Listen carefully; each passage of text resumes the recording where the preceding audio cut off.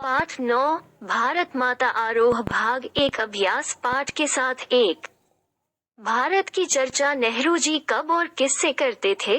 उत्तर भारत की चर्चा नेहरू जी अपने जलसों में और किसानों के साथ करते थे। 2। नेहरू जी भारत के सभी किसानों से कौन सा प्रश्न बार बार करते थे? उत्तर नेहरू जी भारत के सभी किसानों से 3 प्रश्न बार बार करते थे। भारत माता की जय नारे का क्या अर्थ है? भारत माता कौन है? धरती का अर्थ कहाँ की धरती से है? 3। दुनिया के बारे में किसानों को बताना नेहरू जी के लिए क्यों आसान था? उत्तर दुनिया के बारे में किसानों को बताना नेहरू जी के लिए आसान था।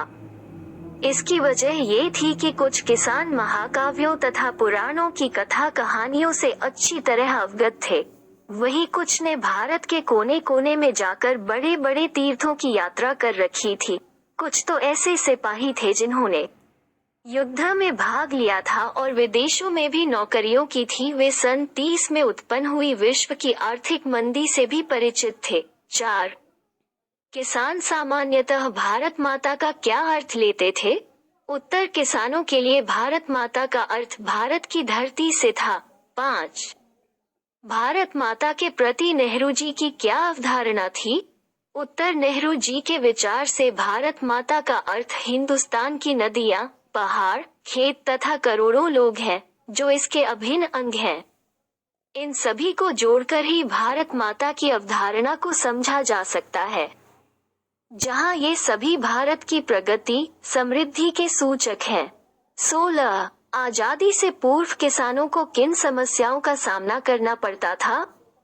उत्तर आजादी के पूर्व किसानों के समक्ष कई समस्याएं थीं। उनमें से गरीबी, ऋण, पूंजीपतियों द्वारा शोषण, महाजनों तथा जमींदारों के शिकंजे में फंसना, कृषि के बदले कर चुकाना, अधिक ब्याज तथा पुलिस के अत्याचार प्रमुख समस्याएं थीं, जिसे विदेशी सरकार ने किसानों पर लाद रखा था। पाठ के आसपास 1। आजादी से पहले भारत निर्माण को लेकर नेहरू के क्या सपने थे? क्या आजादी के बाद वे साकार हुए? चर्चा कीजिए।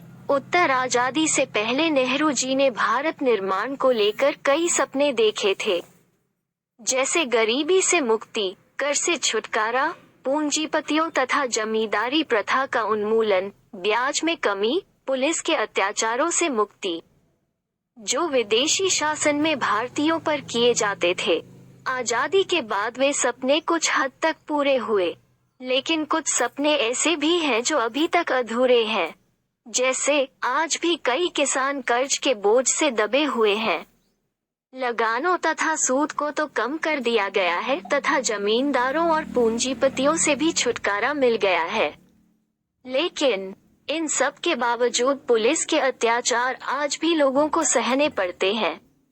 2। भारत के विकास को लेकर आप क्या सपने देखते हैं?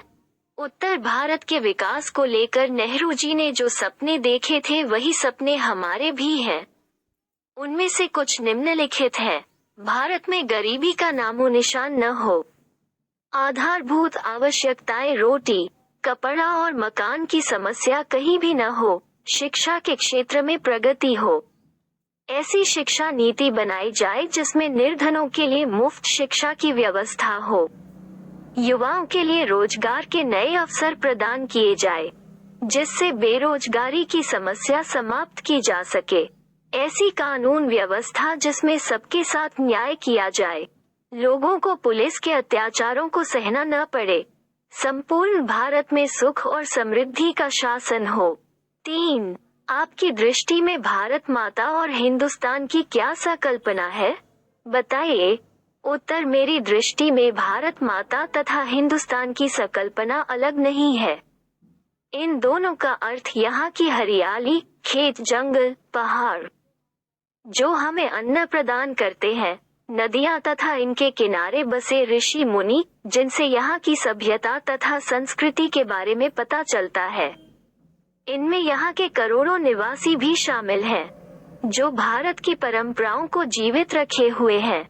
4। वर्तमान समय में किसानों की स्थिति किस सीमा तक बदली है? चर्चा कर लिखिए।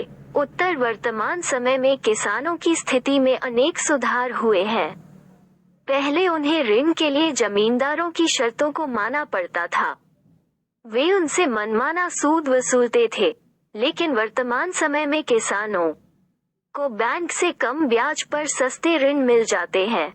प्राकृतिक आपदाओं के समय भी उन्हें सरकार की तरफ से कई सुविधाएं प्रदान की जाती हैं।